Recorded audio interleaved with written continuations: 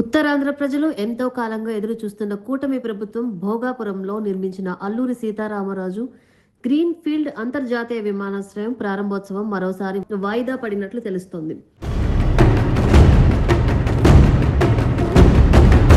తొలుత జూన్ నెలలో ప్రారంభిస్తామని ప్రకటించగా తర్వాత జూలైలో ప్రారంభమవుతుందని సంకేతాలు వెలువడ్డాయి. చివరికి జూలై 8వ తేదీ ఖాయమని తేదీ కూడా ప్రకటించారు. అయితే తాజా సమాచారం ప్రకారం ప్రారంభోత్సవం ఆగస్టు నెలకు వాయిదా పడే అవకాశం ఉన్నట్లు తెలుస్తోంది.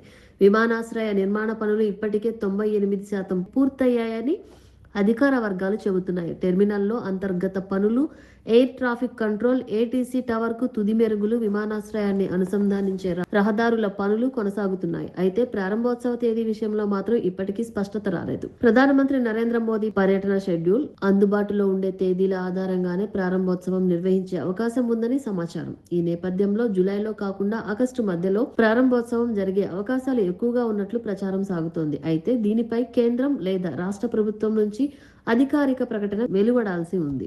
4,727 కోట్ల వ్యయంతో నిర్మించిన ఈ ప్రతిష్టాత్మక ప్రాజెక్టు ఉత్తరాంధ్ర అభివృద్ధికి కీలకంగా భావిస్తున్నారు. అయినప్పటికీ ప్రారంభ తేదీ వరుసగా మారుతుండటంతో ప్రజల్లో అయోమయం నెలకొంది. ఇప్పటికే ప్రకటించిన గడువులు అమలు కావడంతో అధికారిక ప్రకటన కోసం ప్రయాణికులు, వ్యాపార వర్గాలు, ఉత్తరాంధ్ర ప్రజలు ఎదురు చూస్తున్నారు. వాణిజ్య విమాన సర్వీసులు ఎప్పటి నుంచి అనే ప్రశ్నలకు ఇప్పటికీ సమాధానం లేదు. ఇప్పటికే పలుమార్లు ప్రకటించిన గడువులు మారిపోవడంతో అధికారిక ప్రకటనలపై ప్రజల్లో సందేహాలు వ్యక్తమవుతున్నాయి. ఈసారి అయినా ప్రభుత్వం స్పష్టమైన తేదీ ప్రకటిస్తుందా లేక మరోసారి వాయిదా వార్తే వినిపిస్తుందా అనే చర్చ ఉత్తరాంధ్రలో జోరుగా సాగుతోంది. పనులు దాదాపు పూర్తయిన ప్రారంభోత్సవ తేదీపై స్పష్టత లేకపోవడం చర్చనీయాంశంగా మారింది. ఈసారైనా ఆగస్టులో విమానాశ్రయం ప్రజలకు అందుబాటులోకి వస్తుందా లేక మరోసారి గడువు మారుతుందా అన్న ఉత్కంఠ నెలకొంది. ఇప్పటికే రన్వే పైన ట్రయల్ రన్ నిర్వహించారు.